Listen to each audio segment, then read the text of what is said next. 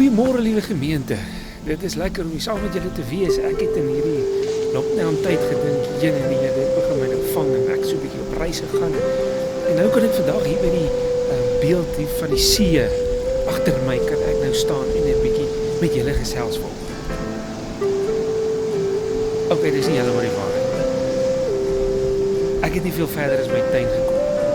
Maar hierdie beeld hier agter is 'n metode van redigering wat dit moontlik maak om dit so te laat lyk. Dit is met ander woorde so 'n klein stukkie oorverblindery. En vriende, weet julle wat? Na Jesus se opstanding is daar ook geglo dat hierdie opstanding 'n stuk oorverblindery is.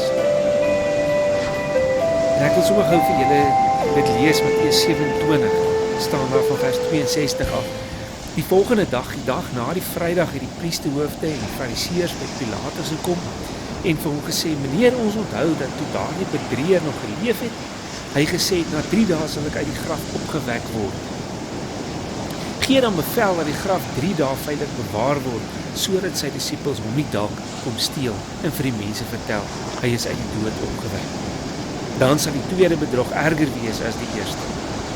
En Pilatus antwoord hulle, hier is vir julle 'n wag, gaan beveilig die graf so goed as julle kan. Hulle het toe gegaan en die graf veilig deur die klip te verseël en die wag daar te laat bly. Dis 'n storie wat in daardie tyd rondgeloop. 'n Storie dat daar oorverblindery was met die opstanding van die Here Jesus. En hierdie verhaal, hierdie storie, kom ons noem dit fake news, waarvan ons deesdae so deeglik bewus is, het ook 'n invloed gehad op mense rondom Jesus. En een van daardie persone wat daarmee beïnvloed is 'n man met die naam van Thomas, wat ook Didymus. Nou ja, voordat ons verder gaan lees en voordat ons verder gaan praat oor Thomas Didymus, kom ons bid saam. Here Jesus, Here, baie dankie dat U vanoggend saam met ons hier besig is met U woord. Dat U vanoggend U woord vir ons oopbreek en dat ons opgewonde kan wees dat U ons iets wil kom leer vanoggend ook oor geloof. Here, dankie dat ons uit U woord kan lees, dat dit vir ons duidelik kan wees en dat U Gees dit in ons harte kan werk. En dit is my gebed vanoggend dat dit is wat U in ons lewens vanoggend sal kom doen wanneer ons so by mekaar is. Dat U Gees in ons kan werk. Dankie vir hierdie voorreg en ons bid dat U die woord sal oopbreek tot verheerliking van U naam en tot die uitbou van U koninkryk en tot die groei van geloof in ons lewens. Amen.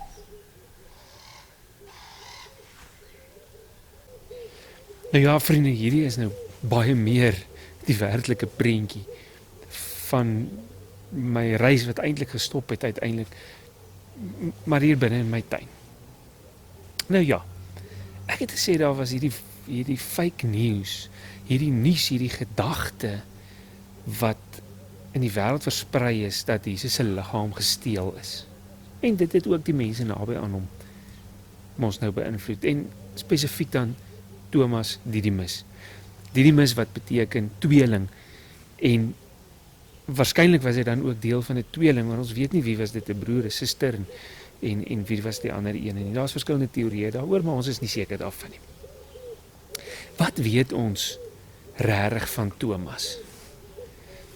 Kom ons lees eers hierdie gedeelte wat die gedeelte is wat maak dat ons as mense altyd oor Thomas sê ongelowige Thomas. En dit lees ons in Johannes 20.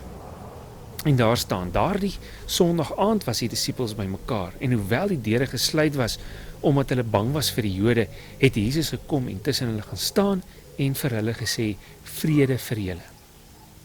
Nadat hy dit gesê het, wys hy sy hande en sy sy vir hulle. En die disipel was baie bly toe hulle die Here sien. Vrede vir julle, sê hy weer vir hulle. Soos die Vader my gestuur het, stuur ek julle ook. En nadat hy dit gesê het, blaas hy oor hulle en sê, ontvang die Heilige Gees. As julle vir mense hulle sondes vergewe, word dit hulle deur God vergewe. En as julle dit nie vergewe nie, word dit nie deur God vergewe nie. Maar Thomas, wat ook Didymus genoem is, een van die 12, was nie by die disippels toe Jesus gekom het nie. En die ander disippels sê toe vir hom, ons het die Here gesien. Maar hy sê vir hulle, as ek nie die merke van die spykers in sy hande sien en my vinger in die merke van die spykers steek en my hand in sy sy steek nie, sal ek nooit glo nie. Vriende, wat weet ons van Thomas?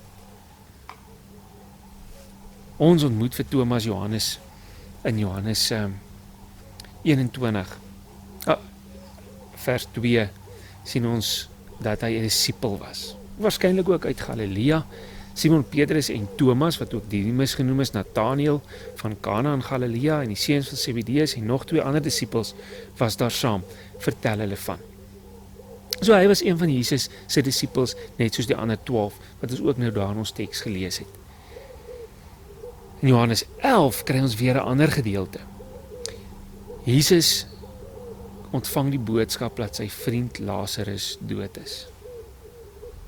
En dan sê hy vir sy disippels, kom ons gaan na sy familie toe. Eintlik het Jesus gesê, ek wil hom gaan wakker maak, ek wil hom gaan vir Lazarus wat dood is, ek gaan hom opwek. En dan herinner die disippels hom en sê, Here, maar onthou nou dat ander dag nog wou hulle u stenig, nee, dit is gevaarlik om terug te gaan soontoe. En dan sê Jesus vir hulle, nee, maar hy gaan. En dan is Thomas, volgens Johannes 11 vers 16, wat ook Didymus genoem is, sê toe vir die ander disippels, kom ons gaan ook, sodat ons saam met hom kan sterwe. Thomas is 'n getroue navolger. Dit gaan nie vir hom net oor homself nie, maar hier wys hy dat hy eintlik bereid is om ook sy lewe te kan gee. Hy's 'n getroue navolger van die Here Jesus. Dan aan die tafel, wanneer hulle aan die tafel sit met die nagmaal, lees ons weer van Thomas. Jesus wat vir hulle daar om die tafel leer, en dan sê hy vir hulle, julle ken die weg na die plek waarheen ek gaan. En dan sê Thomas vir hom, Here, ons weet nie waarheen u gaan nie. Hoe kan ons dan die weg daarheen ken? En dan sê Jesus vir hom, ek is die weg en die waarheid en die lewe. Niemand kom na die Vader toe behalwe deur my nie. Thomas was iemand wat by Jesus geleer het. Thomas was iemand wat betrokke was in Jesus se lewe. Thomas het, meer as dit, Thomas het by Jesus kom leer vir 3 jaar lank. Hy het sy wonders gesien, hy het gehoor wat hy gesê het, hy het sy gelykenisse gehoor. Iemand wat die pad saam met Jesus geloop het. Dan later na hierdie gebeure waar ons net nou gelees het van Thomas wat sê dat hy nie gaan glo nie, as hy nie gesien het nie, lees ons in Handelinge 1 vers 13 dat hy saam met die ander disippels in die bovertrek is wanneer die 13de disipel dan nou uiteindelik gekies is. Vriende, uit die kerkgeskiedenis uit leer ons en is die kerklike tradisie dat Thomas dan later ook na Indië gegaan het, waar hy as 'n apostel getuie was in Indië. Daar in 52 na Christus in daai tyd en dan word daar vertel dat hy ook as 'n martelaar so in 72 na Christus gesterf het. Of dit alles die waarheid is, daarvan is ons nou nie seker nie. Maar dat hy as 'n apostel daarna getuig het, dis die waarheid. Nou is die vraag, hierdie Thomas wat 'n pad saam met Jesus kom, hierdie Thomas wat later weer 'n pad saam met die vir God geloop het, wat het gebeur dat ons hom Thomas die ongelowige noem? Vriende, ek het eintlik maar 'n sagte plek vir Thomas, want ek dink dis 'n bietjie onregverdig om hom te brandmerk as 'n ongelowige. Ek kan bietjie verstaan dat hy eintlik op hierdie stadium nie ongelowig was nie, maar dat daar 'n twyfelende moment in Thomas se lewe was. Want die mat is onder hulle uitgepluk. Hierdie Jesus wat hulle gevolg het vir 3 jaar, is aan die kruis gehang. Ons sien dat hierdie gebeure, die disippels eintlik maar almal gevlug het. Ons sien nie baie van hulle, lees nie baie van hulle, behalwe Johannes wat saam met Maria by die kruis staan, Petrus wat by die vuur vir Jesus dan verloon. Die ander, moontlik bietjie weggekruip, dalk was hulle wel daar, het iets ervaar van Jesus se kruisiging, iets beleef daarvan. En gehoor ook later dat die mense sê, maar dit is net oorverblindery, hy het nie opgestaan nie, hy is gesteel. Dit was die storie. Maar hy het ook Jesus se pyn iets van ervaar, gehoor daarvan, hoor hoe mense praat. Vir Thomas is hierdie 'n lewensmoment van twyfel, as gevolg van die omstandighede waarin hy was. Dit is nie regtig vir my soveel anders as die ander disippels. Wat gebeur met die ander disippels? Die vrouens kom daar aan en hulle sê die graf is leeg. Petrus en Johannes hardloop soontoe hulle gaan kyk en hulle sien dis leeg en dan glo hulle, maar wat glo hulle? Dat die graf leeg is of dat Jesus opgestaan het? Die vrouens ontmoet vir Jesus in die tuin. En Maria kom en sy kom vertel vir hulle daarvan. En dan kry ons hulle in hierdie gedeelte in Johannes 20, kry ons hulle tog nog steeds in die bovertrek. In, kom ons noem dit vrywillige lockdown, toegesluit omdat hulle bang is vir die Jode.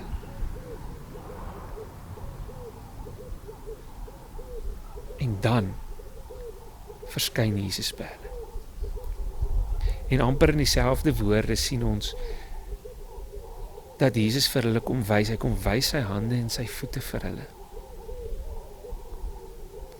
Hulle hoor hom, hulle sien die merke en dan glo hulle. En dan getuig hulle. En hulle getuig teenoor Thomas en vir Thomas te sê, ons het die Here gesien, hy lewe. En dan sê Thomas, maar ek wil die merke sien en ek wil my vingers daar druk en my hand in sy sy sit.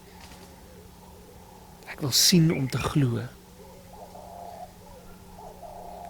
Sy vriende het ook gesien en toe geglo. En dan 8 dae later, vanaf vers 26, in hoofstuk 20 lees ons, was Jesus se disippels weer by mekaar en hierdie keer was Thomas by hulle. Hy het dus teruggekom na sy vriende toe.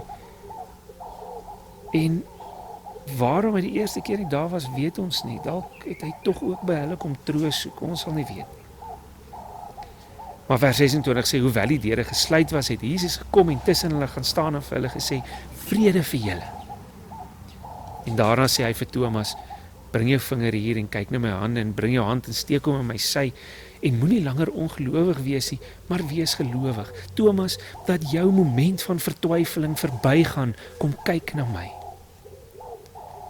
Maar Thomas het nie eers nodig om sy hande in die merke te druk nie, want hy ken vir Jesus. En daarom sê Thomas vers 28 vir hom, my Here en my God, 'n geloofsbelydenis van die ongelowige Thomas. Toe sê Jesus vir hom, glo jy nou omdat jy my sien? Gelukkig is die wat nie gesien het nie en tog glo. En dan staan daar, Jesus het nog ander wondertekens ook vir sy disippels gedoen. En hierdie tekens is beskrywe sodat julle kan glo, ons, nee, dat Jesus die Christus is, die Seun van God, en sodat julle deur te glo in sy naam die lewe kan hê. Daar was ooggetuies, sodat ons ook kan glo vandag. Vriende, hoe het Jesus op Thomas se ongeloof, Thomas se twyfel gereageer? Hy het hom nie weggestoot nie. Hy het hom nie verwyd nie. Hy het begrip gehad daarvoor. En Jesus het homself vir Thomas kom wys. Thomas het nodig gehad om vir Jesus te kom ervaar. En Jesus kom gee homself sodat hy hom kan ervaar. Hoekom? Want Thomas is sy kind, sy vriend. Jesus is lief vir Thomas.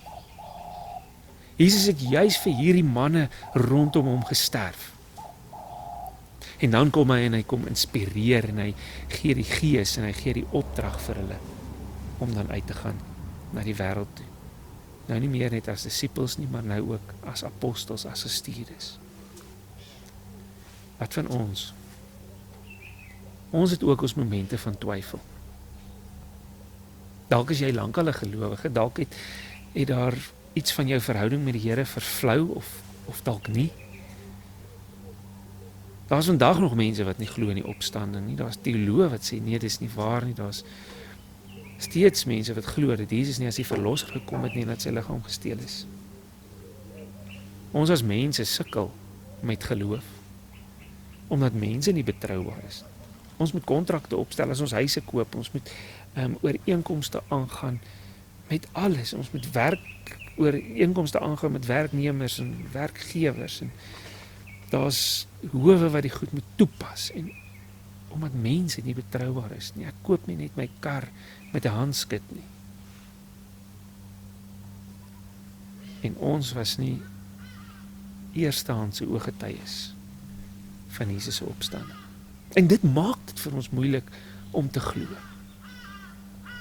Want eintlik sê ons ook maar om te sien is glo. Maar ons is die wat nie daardie tyd kon sien nie. Tog is ons daardie mense van wie Jesus gesê het, gelukkig is die wat nie gesien het nie en tog glo. Ons wat ooggetuies glo oor die opstanding van Christus. Hoe reageer Jesus oor ons momente van twyfel? Net soos met die disippels. Nooit stoot hy ons weg nie. Miskien juis in 'n moeilike tyd soos hierdie, is dit vir ons baie keer moeilik om te glo. En mense praat en sê, maar hoe kan hierdie virus en al hierdie goed wat gebeur in die wêreld, hoe kan dit gebeur as mense wat honger bly? As die Here vir ons lief is. Nou dit laat ons twyfel. En hierdie momente van twyfel wil die Here ons nooit wegstoot of verwyd nie. Nee, hy wil ons juis nooi om na hom toe te kom om ons vas te hou en vir ons te sê, dis okay, ek verstaan.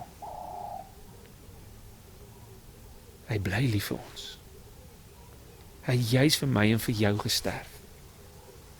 Hy wil ons juis in hierdie tyd inspireer. Hy gee juis ook sy gees om ons te begelei. En hy gee ook vir ons die opdrag. Gaan maak julle die verskil in die wêreld. Hy het begrip vir ons. En vriende, tog wys hy ook homself vir ons op verskillende maniere. Prof. Stefan Joubert skryf my so mooi in sy boekie Kry Styl, Jesus se styl. Dan sê hy, die waarheid is nie sien, is glo nie. Maar Jesus se waarheid is glo, is sien. Glo is om te sien. En dis Jesus se waarheid as hy sê, gelukkig is die wat nie gesien het nie, en tog glo. Wanneer ons glo, dan begin ons Jesus se werking in ons lewens en die lewens van mense rondom ons sien. Vriende, as jy 'n moment van twyfel het,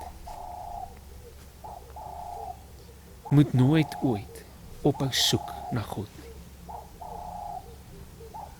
Hou aan soek, want dan gaan jy hom al hoe meer ontdek en gaan die Here en jy gaan hom ervaar en gaan die twyfelmoment oorgaan in 'n geloofsmoment. En mag hierdie moeilike tyd ons bly glo om te sien. Mag die twyfelmoment in ons laat oorgaan in 'n geloofsbelydenis. My tuin wat ek hier staan, moes ek nou baie mooi kyk om 'n plekkie te kry waar ek met julle kan praat, want die haal het redelik wild vir hom geslaan. My roosbome is net stokke. Pragtige moerbeiboom, blare afgeslaan. En tog was dit vir my so teken dat dit juis in hierdie tyd van die kruisiging en die opstanding van die Here Jesus is. Want dis wat met sy liggaam gebeur het. Hy's verwoes. Maar soos wat my tuin, wanneer dit lente word, weer gaan uitgroei en gaan mooi word, so is Jesus se liggaam verwoes, sodat daar vir ons nuwe lewe kan wees. Hierdie coronavirus is besig om die wêreld te verwoes. Mense se lewens, mense gaan dood. Maar ons glo dat die Here ook hierna 'n nuwe lewe kan gee. En dat hierdie bid ek kan lei tot 'n nuwe geestelike ontdekking. Dat elkeen van ons mooier en nader en met dieper geloof aan die ander kant gaan uitkom. Vriende, mag die kerk in Middelburg, in ons gemeente in Suid-Afrika en die wêreld, die gelowiges, geestelik met diepte groei. En mag ons as kerk leer om te glo is sien. Mag ons die koninkryk laat blom in hierdie wêreld. Kom ons bid saam en ons vra vir die Here om ons hiermee te help. Liewe Here, baie dankie dat ons vanoggend kan kom leer om te glo. Here, en ja, ons wil eintlik vra, vergewe ons twyfel. Maar dankie dat U dit verstaan. Vanoggend bid ons, Here, daar is soveel mense wat verskriklik swaar kry in hierdie tyd. Gee U Gees om hulle ook te oortuig van U nabyheid. En Here, wys vir ons op watter manier ons U hande en voete kan wees, op watter manier ons die verskil kan maak. Dankie Here dat ons kan bid dat U ons sal help om te glo. Dankie dat ons kan bid dat U ons sal seën en met ons sal wees. Dat ons U kan ervaar, dat ons kan leer om te glo. Here, en dit bid ons alles. In die kragtige en die magtige werking van U Gees in ons lewens. Amen.